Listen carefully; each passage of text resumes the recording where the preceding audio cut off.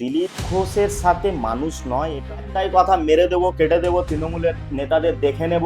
ইনারা আজকাল লোকের আহ, বর্ণ রঙের সাথে এরা তুলনা করে ভোটের রাজনীতি করতে চাইছে। উনি প্রায় 15 থেকে 20 হাজার ভোটের মার্জিনে খড়গপুর শহরে জিততে চলেছেন, এটা আজকের ডেটে আপনারা লিখুন।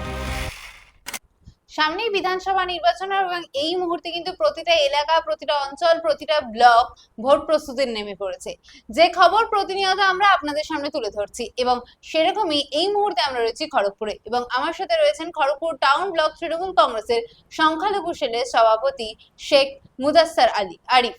নমস্কার দাদা, সময় 365 পর্দায় স্বাগত আপনাকে। নমস্কার, আপনাদের সকল দর্শকদের আমি নমস্কার জানাই এবং সালাম জানাই। আচ্ছা দাদা, আপনার ব্লকে কতটা প্রস্তুতি হয়েছে বা কতটা কাজ হয়েছে বলে মনে হয়? দেখুন, প্রস্তুতি নতুন করে করার কিছু নেই।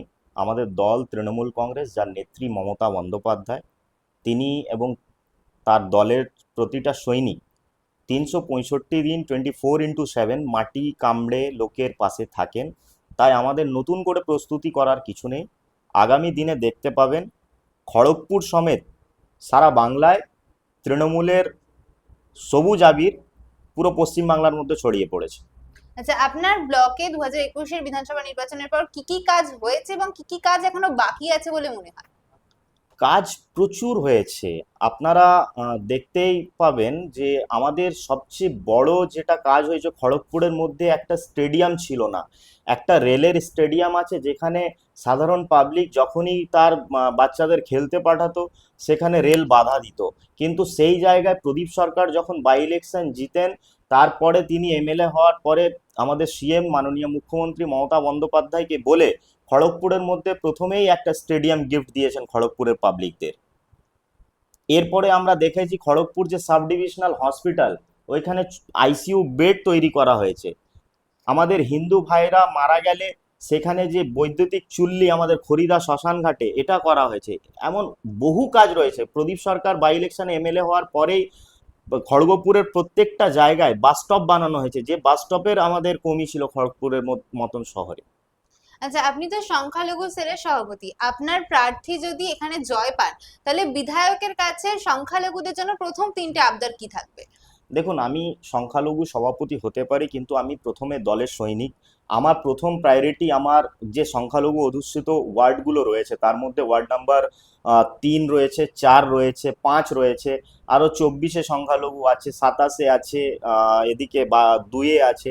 আমি এটাই চাইবো যে সংখ্যালঘুদের উন্নয়নের জন্য বিশেষ করে ওয়ার্ড নাম্বার 4-এ আমাদের যে রাস্তা নালার কমি রয়েছে, লাইটের কমি রয়েছে, এগুলো পূর্ণ করা হোক বিধায়ক সাহেবের কাছে, এটাই আবদার করব। আর একটা কমিউনিটি হল যদি আমাদের সংখ্যালঘুদের জন্য, সংখ্যালঘু কমিউনিটির জন্য একটা করা হয়, তাহলে আমরা খুবই সন্তুষ্ট হব। আচ্ছা, আজকে এখানে বিজেপি প্রার্থী দিলীপ ঘোষকে ঘিরে একটা বিক্ষোভের সৃষ্টি হয়। দেখা যায় যে রেলের নোটিশ আসার পরেও তিনি গ্রামবাসীদের সঙ্গে দেখা না করে তারা দিলীপ ঘোষকে ঘিরে বিক্ষোভ দেখান, এই নিয়ে কি বলবেন? দেখুন, দিলীপ ঘোষের সাথে মানুষ নয়, এটা আপনারা দেখতেই পাচ্ছেন। উনার কাছে কিছুই নেই। উনি খড়গপুরে যখনই আসেন শুধু চাই পে চর্চা করেন বোগদার স্টেশনের সামনে বসে, এবং টিভির পর্দায় সোশ্যাল মিডিয়ার মাধ্যমে আমরা দেখতে পাই উনার মুখ দিয়ে যখনই মিডিয়ার কাছে তিনি বার্তা দেন, তখনই একটাই কথা, মেরে দেবো কেটে দেবো তৃণমূলের নেতাদের দেখে নেব। আর এখনই আপনারা দেখেছেন যে রাজনীতি কতটা নিম্ন পর্যায়ে নেমে গেছে, এই বিজেপির নেতারা নিম্ন পর্যায়ে নামিয়ে দিয়েছে।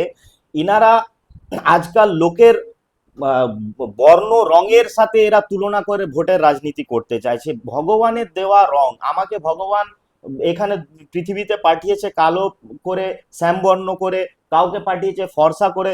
তা বলে তাকে নিয়ে, সেটাকে নিয়ে যদি আমরা রাজনীতিতে নেমে যাই নোংরাগিরি করতে, এটা কিন্তু ঠিক না।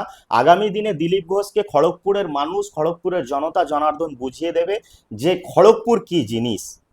আচ্ছা, খড়গপুর একটা হাই ভোল্টেজ কেন্দ্র, এখানে মানুষের কাছে আপনাদের দাবি কি থাকছে এবং কতটা তারা সঙ্গ দেবেন বলে মনে হচ্ছে?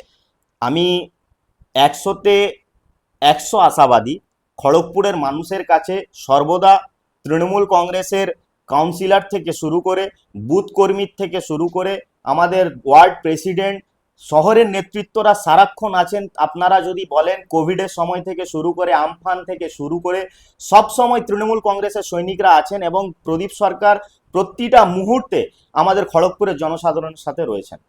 আচ্ছা, আমার আজকে শেষ প্রশ্ন, খড়গপুরে ভোটের অঙ্ক কি হতে চলেছে, মানে কত মার্জিনে জিততে পারে তৃণমূল কংগ্রেস এবং আপনার ব্লক থেকে কত লিড যেতে পারে? খড়গপুরে প্রদীপ সরকার এবং মমতা ব্যানার্জির আশীর্বাদ ধন্য প্রার্থী আমাদের প্রিয় দাদা, উনি প্রায় 15 থেকে 20 হাজার ভোটের মার্জিনে খড়গপুর শহরে জিততে চলেছেন। এটা আজকের ডেটে আপনারা লিখে রাখুন। অসংখ্য ধন্যবাদ। Thank you. আপনারা এতক্ষণ শুনলেন সৈয়দ মুদস্সর আরিফের কথা। তার কথায় কিন্তু খড়গপুরে 100% তিনি আশাবাদী যে তৃণমূল কংগ্রেসের যে প্রার্থী রয়েছেন প্রদীপ সরকার, তিনি জয় পাবেন এবং তিনি বলেও দিলেন যে 15 থেকে 20 হাজার ভোটে কিন্তু প্রদীপ সরকার জয় পাবেন। এরকমই আরো নিউজের জন্য চোখ রাখুন সময় 365 পর্দায়। ক্যামেরায় অনুপমের সঙ্গে ঈশা ভক্তের রিপোর্ট, সময় 365 খড়গপুর।